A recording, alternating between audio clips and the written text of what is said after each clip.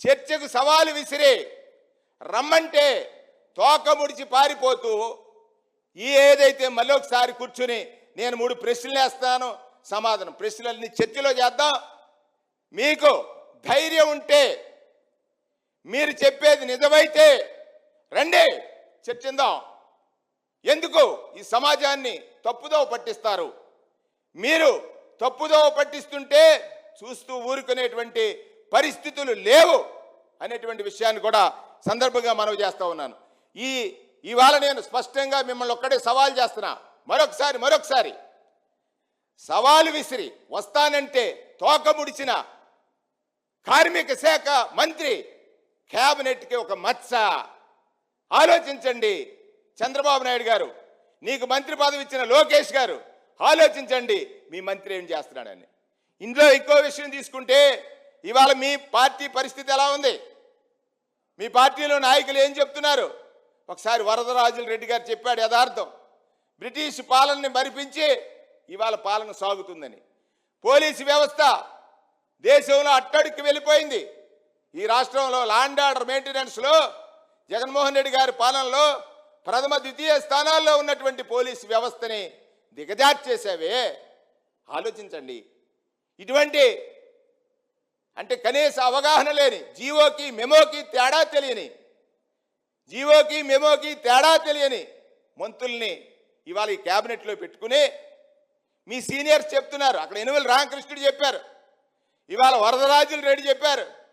అంటే నీ పాలన ప్రజాస్వామ్యంగా లేదని, కేవలం నియంతృత్వంలో నడుస్తుందని, బ్రిటిష్ పాలన తలపిస్తుందని, ప్రజల మీద అంటే ప్రతిపక్షం మీద అనేకమైనటువంటి ఆరోపణలు చేయడం ద్వారా పాలన సాగిద్దామని మీరు చేసినటువంటి ఆరోపణ.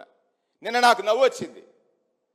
మానవత్వం గురించి మాట్లాడాడు సత్యసాయిబాబా. ఎస్, ఆయన ప్రేమ మానవత్వం.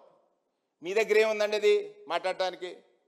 మీరు పక్కవాడిని ద్వేషించడం తప్ప, మీకు కలిసి వస్తే ప్రేమిస్తున్నట్టు నటించడం తప్ప, మళ్ళీ అది కూడా నటనే. ముఖ్యమంత్రి గారికి ప్రేమించేటట్టు నటించడం తప్ప ప్రేమించడం లేదు. దానిలో పాటు మానవత్వం గురించి మాట్లాడుతున్నాడు ఆయన. మానవ సేవే మాధవ సేవ అన్నప్పుడు ఈ రాష్ట్రంలో ఇవాళ మీరు నడుపుతున్న ఎపిసోడ్లు ఏవైతే ఉన్నాయో ప్రతిపక్ష నాయకుడి మీద బురద జల్లడమే తప్ప నిజం మాట్లాడే, సత్యమేవ జయతే, సత్యమే పరమో ధర్మ, సత్యమే మాట్లాడమన్నటువంటి సత్య సాయిబాబా సన్నిధిలో మీరు మాట్లాడేటువంటి మాటల్లో సత్యం ఎంత ఉంది? చంద్రబాబు నాయుడు గారు ఆలోచించండి. అంటే ప్రతిపక్షాలు చెప్తాయి, కానీ స్వపక్షం చెప్తుంది నీకు ఇవాళ నీ పాలన బాగోలేదని. స్వపక్షం చెప్తుంది నీకు ఇవాళ నీ పాలన బాగోలేదని. నీ మంత్రులు సవాలు వేసిస్తారు, తోకముడిచి పారిపోతారు. ఇది షేమాన్ యువర్ పార్ట్. ఎందుచేతంటే ఒక క్యాబినెట్ మంత్రి ఈ విధంగా సవాలు విసిరి పారిపోతే, సవాలు విసిరి తోకముడిస్తే కనీసం ప్రభుత్వ స్పందన చూసిన తర్వాత ఆశ్చర్యం వేస్తూ ఉంది. అతను ఏదైతే సూడు ప్రశ్నలు వేశాడో ఆ ప్రశ్నలకు సమాధానం చెప్తాను. దానికే కాదు, ఇంకా చాలా చెప్తాను. తన ప్రాతినిధ్యం వహించేటువంటి నియోజకవర్గంలో జరిగేటువంటి కార్యక్రమాలు కూడా చెప్తాను. ఇప్పుడే చెప్పాను కదా, అక్కడున్న నాయకులు ప్రతిస్పందన కరువైనప్పుడు నేనే చెప్తాను. రామచంద్రపురంలో ఈ నాయకుడు వచ్చి శెట్టి బయ్యలకి ఏం చేశాడు, నేనేం చేశాను, ఏం చెప్పాడు, ఏం చేస్తున్నాడు, ప్రతిదీ కూడా చెప్తాను. వాసంశెట్టి సుభాష్, ఇవాళ మరొకసారి నేను నీకు సవాలు విసురుతున్నాను. చర్చకి రా, చర్చిందాం. ఎలా కావాలితే అలా, బహిరంగ చర్చ, మీడియా సమక్షంలో చర్చ, లేకపోతే ఇండిపెండెంట్ మీడియా, ఏదో ఒక మీడియా, నీ నచ్చిన మీడియా తెచ్చుకో. దానిలో కూడా జీవో ఏమిటి, మెమో ఏమిటి, ఈ సెట్టిబలిజీలకి సమస్య సృష్టించింది ఎవరు, ఈ సమస్య ద్వారా లబ్ధి పొందాలనుకున్నది ఎవరు, పొందే క్రమంలో అది తెలిసిపోయిందని నా మీద నెట్టడానికి నువ్వు చేసిన ప్రయత్నాలు ఎలా ఉన్నాయి, సావకాశంగా చర్చిద్దాం. చర్చకు సిద్ధమా? నీకు దమ్మున్నా, ధైర్యం ఉన్నా, నీ మాటల్లో నిజాయితీ ఉన్నా, నీవు చెప్పేది అబద్ధం కాదనుకున్నా, సెట్టిబలిలో చదువుకున్నటువంటి అనేక మంది లాయర్లు కానీ, డాక్టర్లు కానీ, రాజకీయ నాయకులు కానీ, నీ పార్టీ నాయకులు కూడా రండి చర్చిందాం. ఎవరు నిజం, ఎవరు అబద్ధం? అబద్ధాలతో బురదలు జల్లి అది చంద్రబాబు నాయుడు గారి నైజం. కానీ ఈ అబ్బాయి కొత్తగా వచ్చాడు, ప్రమోట్ చేయండి, బాగుంది.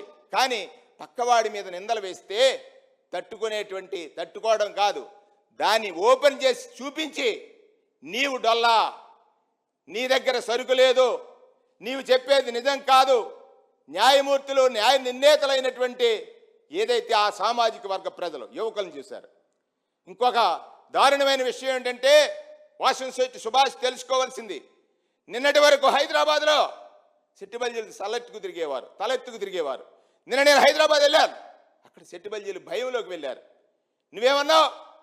అక్కడ ఉన్నటువంటి మాజీ ముఖ్యమంత్రిని నువ్వు చేసినటువంటి కామెంట్, రెండు సామాజిక వర్గాలు, ఒక పంతులు అనేటువంటి కామెంట్ చేశావు, ఒక మాజీ ముఖ్యమంత్రిని కామెంట్ చేశావు. ఏ విధంగా ట్రోల్ అవుతుందో చూడు. ఆ రాష్ట్రంలో సెట్టిబల్జీలు ఇక్కడి నుంచి వెళ్ళి జీవనోపాధి కోసం ఉన్నవారు మేము సెట్టిబల్జీలు అని చెప్పుకోవడానికి భయపడే స్థితికి తీసుకొచ్చావు.